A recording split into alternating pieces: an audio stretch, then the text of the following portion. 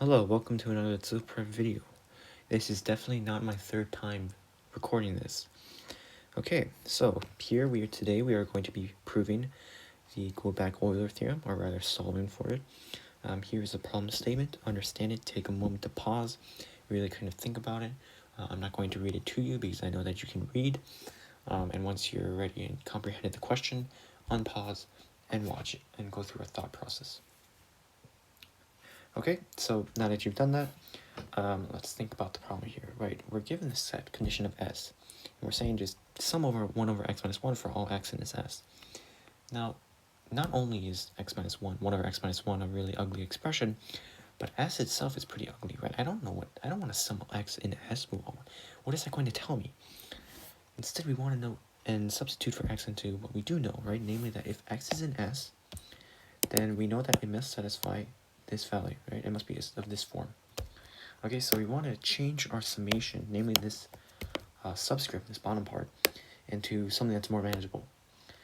So namely here, because we know literally what x is going to be, it's going to be in the form b to the n, we're going to change the summation here. Instead of being x to the s, we're going to be something of b and n greater than or equal to 2, and then substitute b to the n.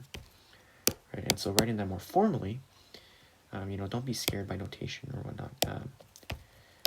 My thing is not working. There we go.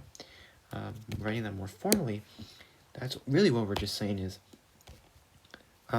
we need to figure out what is x and b to the n. Well, we know that we can write b to the n, but since this is not we don't count multiplicity, right? Like for instance, 60. If we take the number x equals 64, I want to count it only one time, right? And that one time is namely 2 to the 6. What I don't want to count it is I don't want to count 2 to the 6, 4 to the 3, 8 to the squared, 64 to the 1, right? Because that's not what we're summing. That's not S. S is not a multiset. So, to combat that issue, then notice that any element in S has a unique determination as long as B is not a perfect power, right? Because if B is a perfect power, then that means the exponents all share a common factor, in which case we can express it differently into something that is a value of b that's not a perfect power, right? So that means each value of x can be expressed as a b that is a non-perfect power in terms of n, which is greater than or equal to 2. Okay, so we're going to define, in other words, we're going to define the set, let's call the set T for the set in which x is not of the form b to the n. Right, so it's not a perfect power. And so that way, we can, do the set of x and, or sorry, not x, sorry, excuse me.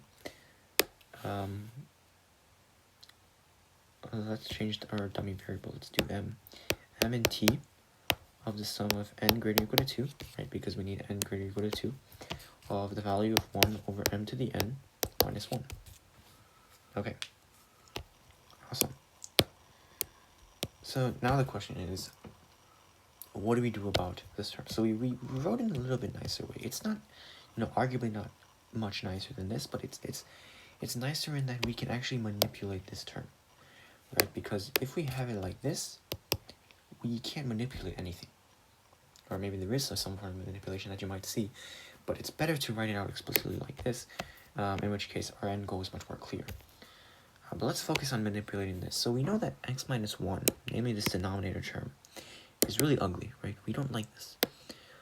And we kind of think back to what kind of formulas and infinite series, what kind of connections can we make that is somewhat similar to this? And maybe you're already thinking about it already, but you may recognize this as similar looking to infinite geometric series, right? Now recall, the infinite geometric series only applies for when x is less than 1. But as we know, x is in S, and the S is greater than 1, so we can't directly apply it. So we have to be a little more clever. You might notice that we also need 1 minus something on the denominator, not x minus something. And so what you might instead think to do is that this is really equal to 1 over x over 1 minus 1 over x, right? If you divide top and bottom by x, and this is the expression you get. And now this is an infinite geometric series, right? And so the same thing can be done here, right? If we, keep the beginning parts, and we divide top and bottom by 1 over m to the n, we get this geometric series. Oops, sorry, not squared, n. Okay? Right? We get this kind of expression. And we know we can express this, right? We can express this as the m to the t n greater than or equal to 2 for sum of k equal to 1 to infinity of 1 over m to the k, right? Because it's common, kn, right? Because there's common ratio of 1 over m to the n, and its first term is 1 over m to the n, so we want k equal to 1, okay? All right, so now we're going to be swapping the order of summation, right? Which is a well-known technique that, you kind of want to exploit in these situations. Let's get a nicer color. So in this case, what you might notice here is the reason we do this is because it's much easier if we get rid of this power condition, right? The set of perfect powers, our end goal is to convert into something we do know. And if you notice here, the reason why m and t is so important is because when we don't define m as a perfect power, then when it's raised to any power, that's just some integer, right? And notice that since we have m to the k, right here, really, because all this is really saying is m to the k raised to the n, and we have k equal to 1, then we can actually, m and k go through all possible integers, right? So in other words, if we swap this order of summation here, right? If we swap this order, swap this to the outside, move this to the inside, there exists some kind of nuances and technicalities there with like conditional convergence and whatnot, which is a little bit, we're hand wavy right now. We don't really care, right?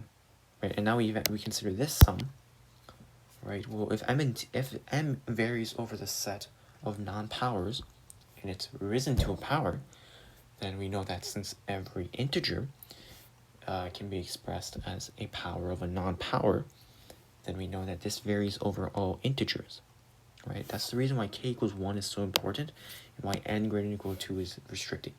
Because when you have n greater than or equal to 2, now you have set S, right? And we want just all integers, because most integers aren't perfect powers, right? So we want all integers. So really what this sum is now evaluating to is n greater than or equal to 2. And so this combined thing, really we can substitute it as some dummy variable as a. And remember that since m is not equal to 1, this is really equal to a equal to 2 raised to the infinity of 1 over a to the n. Okay, so that's nice. And now here, right? We know what that is, right? That's easy to evaluate. That's the infinite geometric series. And so that's equal to 1 over a squared divided by 1 minus 1 over a, which is equal to the sum of n greater than or equal to 2 of 1 over a times a minus 1. And so now many of you who are, maybe are familiar with this kind of partial fraction decomposition, this is well known to be 1 over n minus 1 minus, not n, a minus 1 minus, let me write that a little more clear, a minus 1 minus 1 over a, right? And so now if you kind of list out the terms, we have 1 over 1 minus 1/2 plus 1/2 minus 1/3 plus 1/3 minus 1/4, and so on. And so this cancels, this cancels, this cancels, and so what we're left with is 1. So it does